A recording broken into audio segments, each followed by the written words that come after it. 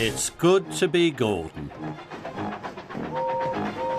Gordon is a beautiful blue engine with a great big boiler and a separate tender for his coal. Gordon's favourite job is to pull the express. One beautiful spring morning, the fat controller came to see Gordon. "Today, if you pull the express across the island and back again on time, then you will set a new Sodor record." Gordon was excited. He wanted to set a new record more than anything. "Hooray for Gordon!" whistled Thomas, and all the engines tooted. Gordon steamed over to the coal depot. He rolled under a coal chute and his tender was quickly filled. Gordon started puffing away when the yard manager called, "Stop, Gordon! You've been given Henry special coal by mistake." Gordon knew that Henry needed special coal, but he thought Henry's coal would help him go faster. So he pretended not to hear.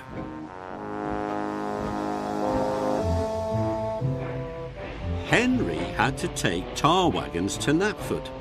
He rolled his tender under the chute and waited for his coal. "I'm sorry, Henry," said the yard manager. "There is no special coal left. You will have to use ordinary coal today." Henry was worried. Ordinary coal clogged his firebox and stopped him making steam, but he knew he had work to do.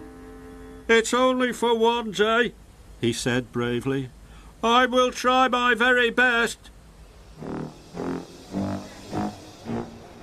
Gordon arrived at Knapford station. His passengers boarded, and he happily set off right on time. Soon Gordon was chuffing as fast as he could.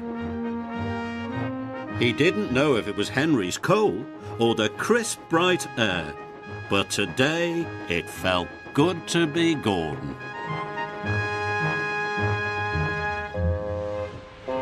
It didn't feel good to be Henry.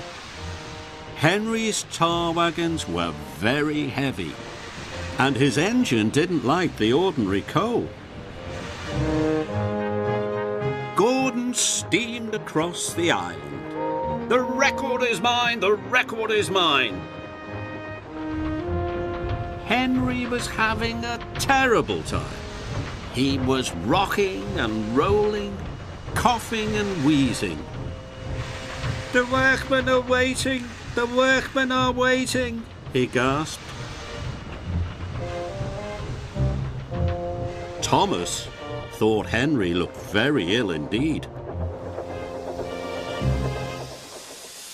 Gordon was making good time and feeling grand. "Have you seen Henry?" asked Thomas worriedly. "He looks very poorly." "I'm sure Henry is fine," Gordon hooted. "But his face was as green as his tender," Thomas puffed. Now Gordon began to wish he hadn't taken Henry's coal, but he still wanted to set a new record. So when the signal changed, Gordon puffed on. But no matter how fast Gordon went, he couldn't get away from the bad feeling in his boiler. Gordon wasn't enjoying being Gordon anymore. Gordon had to stop to let off passengers. Henry was taking on water. Henry's face was green.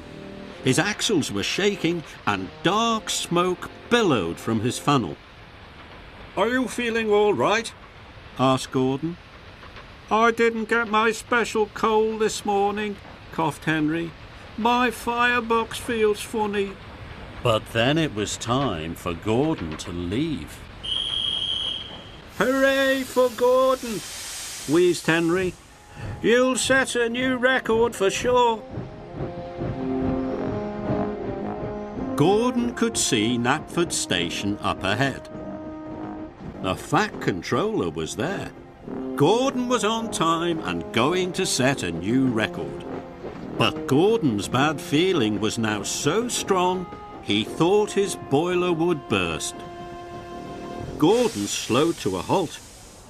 "You're going to be late," cried his driver.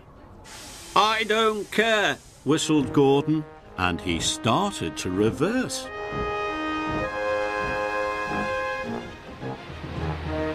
Gordon soon reached Henry.